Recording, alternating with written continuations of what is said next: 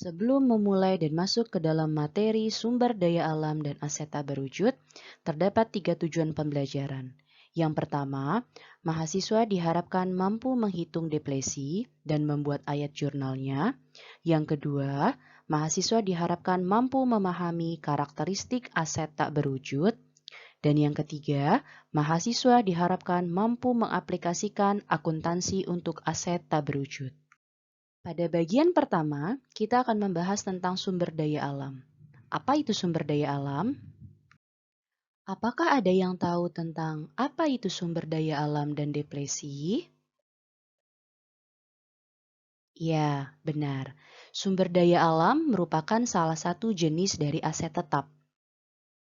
Aset tetap milik beberapa perusahaan itu meliputi kayu, biji besi, mineral, atau sumber daya alam lainnya. Oleh karena sumber daya ini dipanen atau ditambang kemudian dijual, maka sebagian biaya didebit ke dalam akun beban. Proses pemindahan biaya sumber daya alam ke akun beban ini dinamakan depresi. Jadi, sumber daya alam dan depresi itu adalah saling berkaitan karena depresi merupakan proses pemindahan biaya sumber daya alam ke dalam akun beban. Ini adalah contoh transaksi dari sumber daya alam dan depresi. Suatu perusahaan membayar 400 juta rupiah atas hak yang untuk menambang deposit mineral yang diestimasikan sebanyak 1 juta ton. Langkah awal yang harus kita hitung adalah kita harus mencari terlebih dahulu berapa tarif depresinya. Tarif depresi diperoleh dari biaya sumber daya alam dibagi dengan estimasi jumlah mineral yang akan kita peroleh. Jadi, kita masukkan ke dalam rumusnya, biaya sumber daya alamnya adalah 400 juta, lalu dibagi dengan estimasinya yaitu 1 juta ton. Maka diperoleh tarif depresinya adalah Rp400 per ton. Ini adalah rumus untuk menghitung sumber daya alam dan depresi. Jadi ketika kita ingin mengetahui berapa beban depresi dan bagaimana ayat jurnalnya, kita perlu menghitung kedua tahapan ini terlebih dahulu. Yang pertama, kita harus menghitung berapa tarif depresi. Rumus tarif depresi adalah biaya sumber daya dibagi dengan estimasi total unit sumber daya. Selanjutnya, ketika kita sudah memperoleh tarif depresi, tahapan atau langkah kedua adalah kita harus menghitung beban depresi. Cara mencari beban depresi adalah tarif depresi dikalikan dengan kuantitas diambil. Tadi tarif depresi kita sudah peroleh dari tahapan pertama, lalu selanjutnya kita kalikan dengan kuantitas diambil. Kuantitas diambil ini nanti akan diinformasikan di soal. Contoh transaksi untuk sumber daya alam dan depresi. PT Kencana Utama membeli hak tambang yaitu diketahui di soal informasi pertama, biaya kandungan mineral adalah sebesar 400 juta rupiah. Estimasi total unit sumber daya adalah 1 juta ton. Dan jumlah yang ditambang sepanjang tahun berjalan adalah sebesar 90.000 ton. Maka, berapakah beban depresi dari PT Kencana Utama dan bagaimana ayat jurnalnya? Apakah masih ingat tahapan apa yang harus kita lakukan terlebih dahulu? Iya, benar sekali. Tahapan pertama, kita harus menghitung terlebih dahulu tarif depresi. Rumus tarif depresi adalah biaya sumber daya dibagi dengan estimasi total unit sumber daya. Kita masukkan sesuai dengan informasi yang ada di soal. Biaya sumber dayanya yaitu 400 juta rupiah, lalu estimasi total unit sumber dayanya adalah 1 juta ton. Maka diperoleh tarif depresinya adalah senilai Rp400 per ton. Setelah kita tadi mengetahui tahapan pertama dan memperoleh tarif depresi, tahapan kedua yang harus kita lakukan adalah kita menghitung beban depresi. Cara untuk menghitung beban depresi adalah tarif depresi dikalikan dengan kuantitas diambil. Tadi tarif depresi sudah kita hitung pada tahapan pertama, yaitu kita peroleh Rp400 per ton. Lalu kita kalikan dengan kuantitas diambil, Kuantitas diambil diketahui informasinya di soal yaitu sebesar 90.000 ton. Maka beban depresi yang kita peroleh adalah sebesar 36 juta rupiah. Selanjutnya, kita akan membuat ayat jurnal atas transaksi beban depresi yang sudah kita peroleh tadi. Ya, tarif depresinya tadi kita sudah peroleh sebesar Rp400 per ton, lalu beban depresi yang kita peroleh adalah sebesar 36 juta rupiah. Lalu bagaimana ayat jurnalnya? Ayat jurnal untuk mencatat beban depresi adalah beban depresi kita letakkan di debit, ya, karena saldo normal akun beban depresi adalah di debit. Kreditnya adalah akumulasi depresi. Akumulasi depresi saldo normalnya adalah di kredit. Jadi, ayat jurnal untuk mencatat depresi kandungan mineral yang kita peroleh sebesar 36 juta rupiah, ayat jurnalnya adalah beban depresi pada akumulasi depresi sebesar 36 juta rupiah. Selanjutnya kita masuk ke dalam pembahasan materi kedua, yaitu aset tak berwujud. Apakah itu aset tak berwujud? Aset tak berwujud memiliki beberapa karakteristik. Jadi, aset tak berwujud itu merupakan aset non-moneter teridentifikasi tanpa wujud fisik. Jadi, meskipun dia tidak ada wujud fisiknya, tapi dia dapat diakui sebagai aset tak berwujud. Untuk mengakui aset tak berwujud tersebut, terdapat beberapa kondisi yang harus dipenuhi oleh perusahaan. Yang pertama adalah kondisi keteridentifikasian. Jadi aset tersebut harus dapat diidentifikasi dengan jelas. Yang kedua, aset tersebut harus dapat dikendalikan.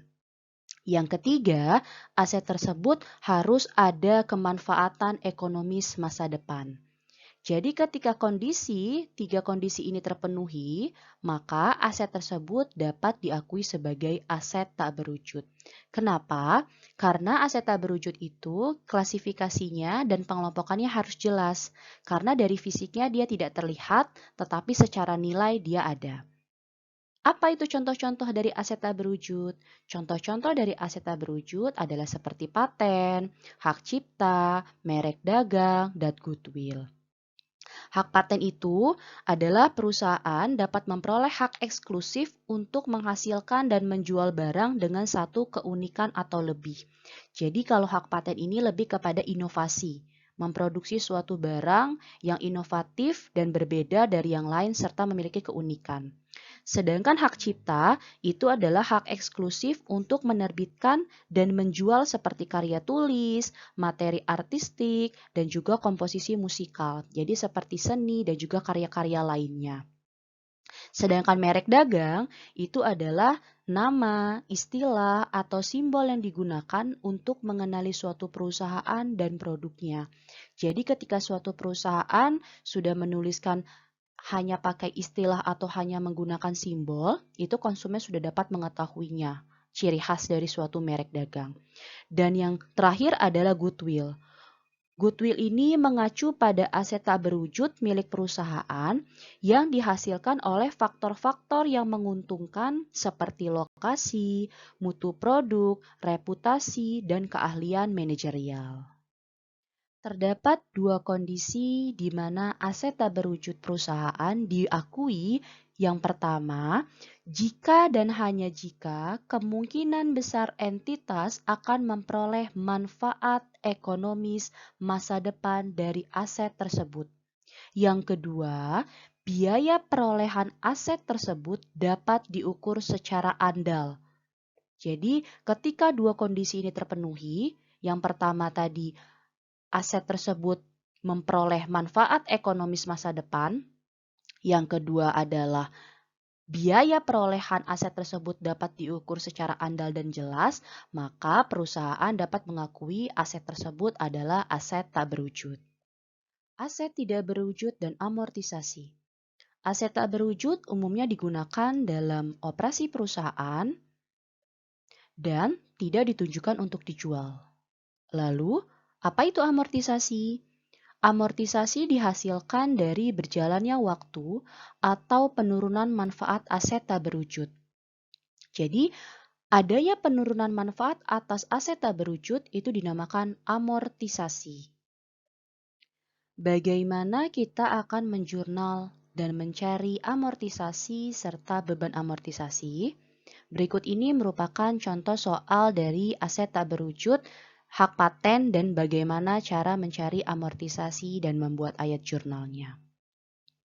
Pada awal tahun fiskal, perusahaan mendapatkan hak paten senilai 100 juta rupiah. Meskipun hak paten belum akan habis dalam 14 tahun, sisa umur manfaatnya diperkirakan tinggal 5 tahun. Bagaimana cara mencarinya? Yang pertama adalah kita harus mencari dulu berapa amortisasi hak paten. Amortisasi hak paten itu diperoleh dari berapa nilai hak paten tersebut dibagi dengan nilai estimasi manfaatnya. Nah, di sini diperoleh nilai hak patennya adalah senilai 100 juta rupiah, lalu estimasi sisa umurnya adalah 5 tahun. Jadi meskipun diperkirakan hak paten itu akan 14 tahun, tapi ketika sisa umurnya diperkirakan tinggal 5 tahun, maka yang kita gunakan adalah estimasi manfaat yang akan diperkirakan berapa lamanya, yaitu di soal adalah 5 tahun. Maka 100 juta rupiah dibagi dengan 5 tahun, kita peroleh sebesar 20 juta rupiah. Lalu bagaimana cara menjurnalnya? Jurnal untuk beban amortisasi hak paten adalah beban amortisasi hak paten ada di debit karena saldo normal dari beban amortisasi hak paten adalah di debit. Lalu, kreditnya adalah hak paten karena ketika ada penurunan nilai, nilai hak paten tersebut berkurang. Nah, hak paten tadi ini kan berupa aset. Saldo normal akun aset itu adalah di debit. Ketika dia adanya penurunan nilai manfaat, maka nilai hak patennya adalah berkurang atau akan turun. Maka hak patennya berada di kredit karena dia mengurangi nilai dari hak paten tersebut karena ada penurunan nilainya. Maka jurnal untuk mencatat beban amortisasi hak paten adalah beban amortisasi hak paten pada hak paten senilai 20 juta rupiah. Selanjutnya, bagaimana cara menghitung dan membuat ayat jurnal untuk aset tak berwujud dalam bentuk goodwill? Ini adalah contoh transaksinya. Pada tanggal 31 Desember, PT Eka Pratama menentukan bahwa 250 juta rupiah dari nilai goodwill yang diperoleh dari membeli PT Regina diturunkan nilainya. Langkah pertama yang harus kita cari adalah berapa kerugian penurunan nilainya. Jadi kalau di goodwill itu namanya adalah kerugian penurunan nilai, bukan amortisasi. Jadi kalau amortisasi itu penurunan manfaat dalam bentuk hak paten dan juga hak cipta. Sedangkan kalau untuk aset tak berwujud berupa merek dagang dan goodwill, itu kita akan menyebutnya ke dalam akun yaitu kerugian penurunan nilai. Jadi kita lihat bagaimana ayat jurnalnya. Ketika suatu goodwill mengalami penurunan nilai, maka jurnalnya adalah di debit kerugian penurunan nilai goodwill karena saldo normalnya di debit karena dia mengalami penurunan nilai goodwill ya. Dan di kreditnya adalah goodwill. Karena nilai dari goodwillnya mengalami penurunan nilai. Sehingga jurnal untuk mencatat goodwill yang mengalami penurunan nilai adalah kerugian penurunan nilai goodwill pada goodwill senilai 250 juta rupiah. Karena goodwill mengalami penurunan nilai, makanya dia berada di saldo di kredit nih. Artinya asetnya berkurang, nilai dari aset tersebut berkurang. Sehingga ini adalah ayat jurnal untuk mencatat penurunan nilai goodwill. Ini merupakan tabel perbandingan aset tak berwujud. Setiap contoh dari aset tak berwujud ini memiliki karakteristik yang berbeda-beda. Yang pertama, hak paten. Hak paten ini merupakan hak eksklusif atas adanya inovasi dari produk yang dihasilkan ya dari keunikannya yang berbeda dari yang lain. Sedangkan untuk hak cipta, hak eksklusif yang diperoleh dari contohnya pembuatan sastra atau musik, artistik dan lainnya. Sedangkan untuk merek dagang adalah hak eksklusif untuk menggunakan nama, istilah, atau simbol. Dan yang terakhir adalah goodwill. Goodwill ini dihasilkan karena adanya kelebihan harga pembelian bisnis di atas nilai wajar, sehingga memperoleh keuntungan. Hak paten dan hak cipta, penurunan nilai manfaatnya dinamakan amortisasi. Sedangkan untuk penurunan nilai manfaat atas merek dagang dan goodwill itu dinamakan rugi penurunan nilai. Jadi, masing-masing dari contoh aset tak berwujud ini memiliki istilah yang berbeda. Kalau amortisasi itu digunakan untuk hak paten dan hak cipta, sedangkan kalau untuk merek dagang dan goodwill ini adalah rugi penurunan nilai. Sebagai pemantapan materi hari ini dan bahan evaluasi serta penilaian dosen terhadap sejauh mana mahasiswa dapat memahami materi tentang sumber daya alam dan aset tak berwujud, maka silakan mahasiswa mengerjakan 5 latihan kasus soal yang ada di buku cetak, yaitu soal LP107A, LP108A, L1019, L1020, dan S106A.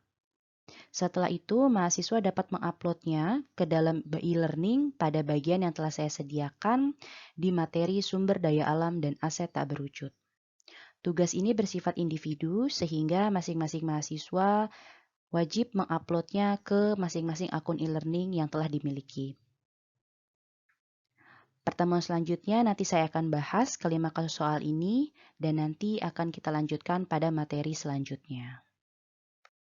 Demikianlah pembahasan materi hari ini tentang sumber daya alam dan aset tak berwujud. Apakah ada pertanyaan? Jika ada pertanyaan, mahasiswa dapat mengisi di e-learning pada bagian diskusi yang telah saya sediakan. Mahasiswa dapat mengajukan pertanyaan di kolom tersebut. Pada pertemuan selanjutnya akan saya bahas. Semoga materi hari ini dapat bermanfaat. Terima kasih, saya akhiri. Wassalamualaikum warahmatullahi wabarakatuh.